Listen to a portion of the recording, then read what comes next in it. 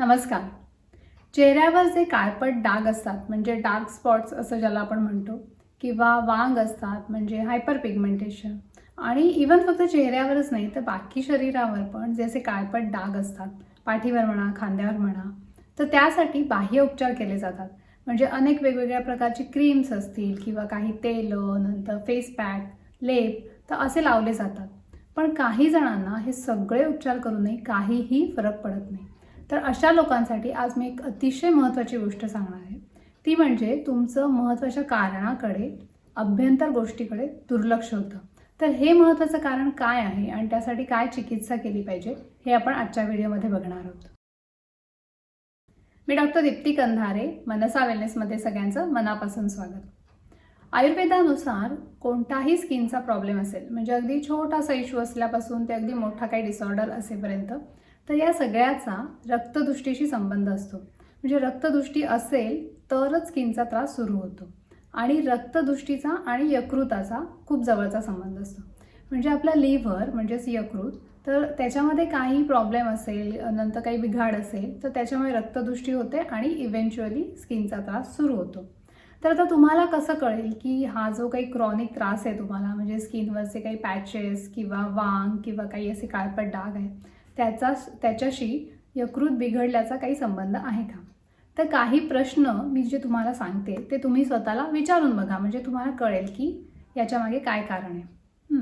तर सगळ्यात पहिला महत्त्वाचा प्रश्न तुम्हाला विचारायचा आहे ते म्हणजे तुम्ही दीर्घकाळपर्यंत कोणतीही औषधं आपल्या मनाने वैद्यांच्या किंवा डॉक्टरांच्या सल्ल्याने घेताय का? म्हणजे ॲलोपॅथिक असतील आयुर्वेदिक असतील कोणतीही औषध असतील ती तुम्ही दीर्घकाळपर्यंत घेताय आणि सल्ल्याशिवाय. कारण औषध कुठलंही असलं तरी ते विदाऊट प्रिस्क्रिप्शन विदाऊट सल्ल्याशिवाय जर घेतलेलं असेल तर त्याने यकृतावर परिणाम हा होतोच.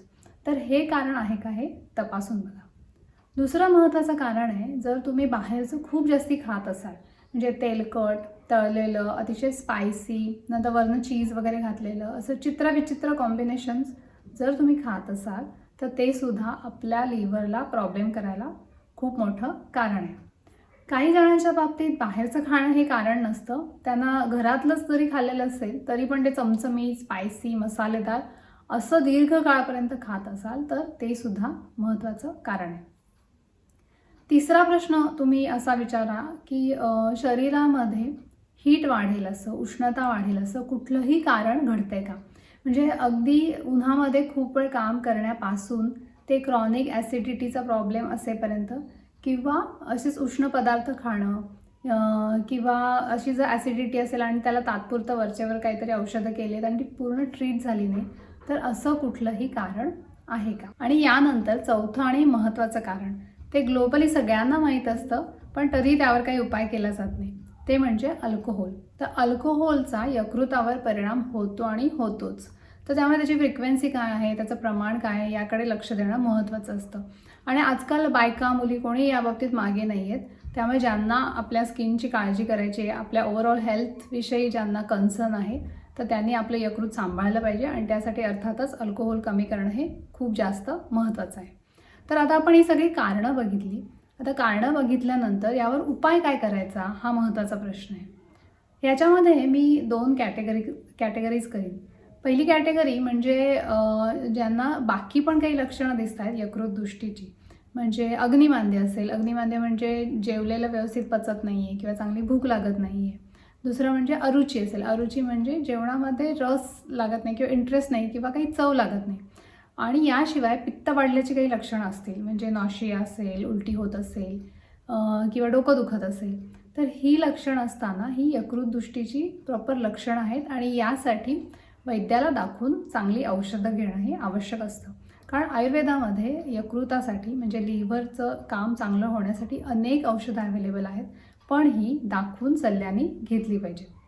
आणि दुसरी कॅटेगरी म्हणजे ज्यांना बाकी सिम्पटम्स काहीही नसतात फक्त डार्क स्पॉट्स किंवा पिगमेंटेशन असं दिसत असतं तर या लोकांसाठी मात्र घरगुती उपचार नक्की सांगता येतात.